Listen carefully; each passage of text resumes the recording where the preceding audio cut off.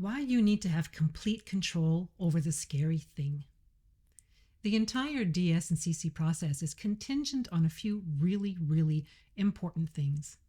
Number one, your dog must not be exposed to the scary thing at a level above what he can handle without feeling threatened. This is part of the desensitization process. Number two, the good thing must appear immediately after the scary thing. This is part of the counter conditioning process. Number three, the good thing must appear every single time the scary thing appears. This is also part of the counter conditioning process. You can see how none of these things can occur if you don't have complete control over when and how your dog is exposed to the scary thing. Let's talk about exposure. Here's an example that I regularly use with my students learning to treat separation anxiety to illustrate how the desensitization process can be derailed if exposure to the scary thing isn't done systematically. In other words, in carefully measured doses. It's equally applicable to what you'll be working on in this course. So, let's say you've hired me to help you overcome your debilitating fear of snakes. During a session together, we work on desensitizing you to the sight of snakes. And you're currently at a level where you're able to watch videos of snakes. And last month, that would have been impossible without you experiencing severe discomfort and fear. Because back then, you were only able to look at small black and white photos of snakes from a book, no more than that. And slowly, gradually, and with consistency, we made it all the way to full-color videos of snakes in motion. Hooray! Well, at the end of our session, we make plans to get together for another session later that day, and as I prepare to leave you for a couple of hours, I lock you in a room full of live snakes with a promise to let you out when I return so that we can continue watching harmless videos of snakes. What? Can you see how contradictory this is?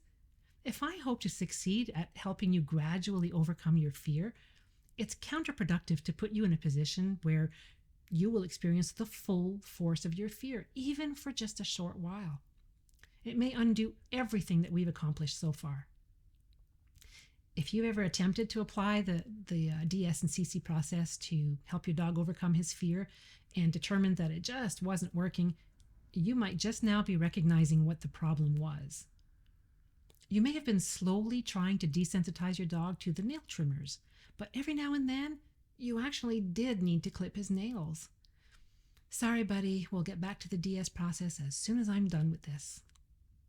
You may have been working to help your dog overcome his fear of riding in the car, but once in a while, you just had to get him into the car for one reason or another.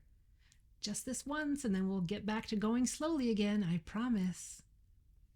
Well, just like in the snake scenario, any immersion or full force exposure to the scary thing during the desensitization process will likely cause a setback.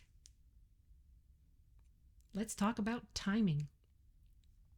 On the counter conditioning side of things, in order for counter conditioning to take place, the pairing of the two stimuli, the scary thing and the good thing, must occur 100% of the time, and it must occur almost seamlessly. In other words, your timing needs to be fast and precise. The appearance of the scary thing must predict reliably that the good thing will appear immediately as well. Your dog must count on that happening every single time.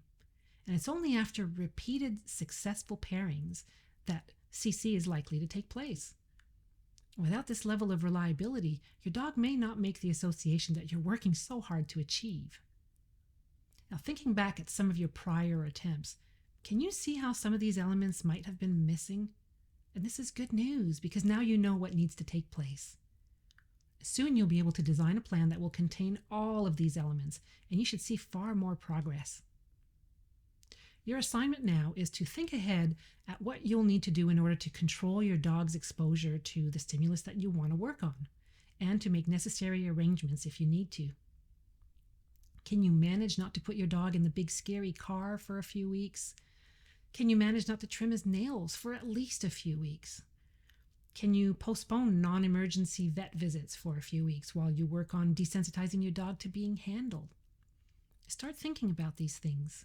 And I'm saying weeks, but we could be talking months here. And this is possibly the hardest part of the program, and it's where many people get a little stuck. Don't worry, you can figure this out. Brainstorming with family or friends can be really helpful too. In the next session, I'll talk about higher order conditioning, which will explain why doing something seemingly mundane like putting on your shoes to take out the garbage can cause your dog, who's afraid of the car, to slink away in fear.